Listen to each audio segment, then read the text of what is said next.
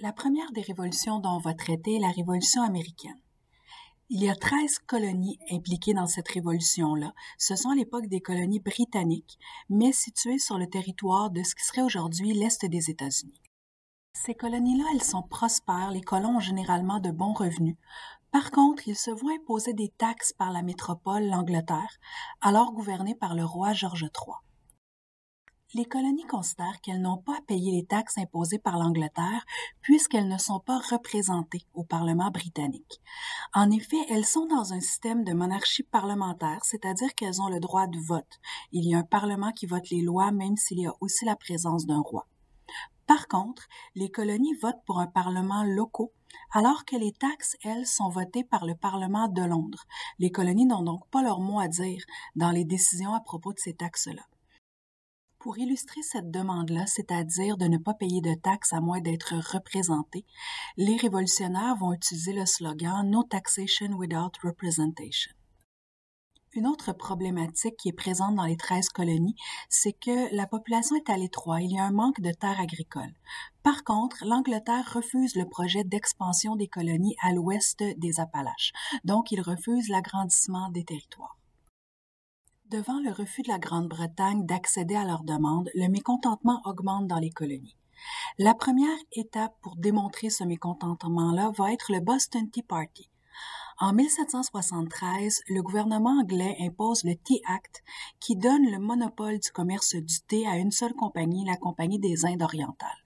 Cela amène à faire augmenter le prix du thé. Et des colons, pour manifester contre ce Tea Act-là et ce monopole-là, vont se déguiser en autochtones et jeter des caisses de thé à l'eau. Le gouvernement anglais considère le Boston Tea Party comme une rébellion et il va mettre en place des mesures de représailles que les colons vont appeler les lois intolérables.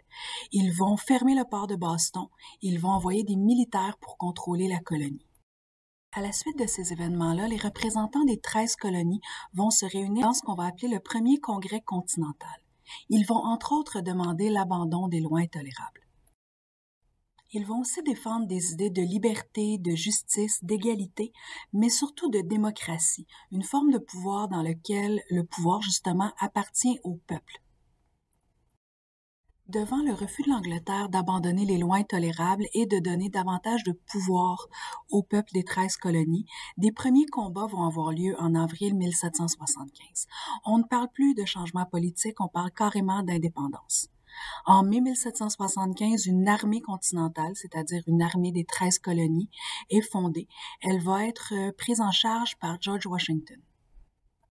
En juillet 1776, Benjamin Franklin, Thomas Jefferson et d'autres représentants des 13 colonies vont rédiger la Déclaration d'indépendance américaine. Les combats vont durer plusieurs années et c'est seulement en 1781, avec la bataille de Yorktown, que la guerre d'indépendance américaine prend fin.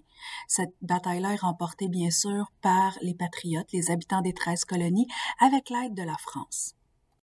En 1783, avec le traité de Paris, l'Angleterre reconnaît officiellement l'indépendance des 13 colonies qui vont prendre le nom d'États-Unis d'Amérique.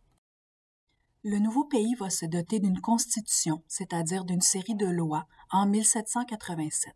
Ces lois-là prévoient entre autres la séparation des pouvoirs. Le pouvoir législatif, exécutif et judiciaire ne seront pas entre les mains des mêmes personnes. Par contre, le président qui représente le pouvoir exécutif a une certaine influence sur les deux autres formes de pouvoir. Un système démocratique se met donc en place aux États-Unis, bien qu'il ne s'applique pas à tous les habitants du territoire. L'esclavage est encore présent sur le territoire des États-Unis à cette époque-là. Finalement, une déclaration des droits va être ajoutée à ce texte de loi en 1789.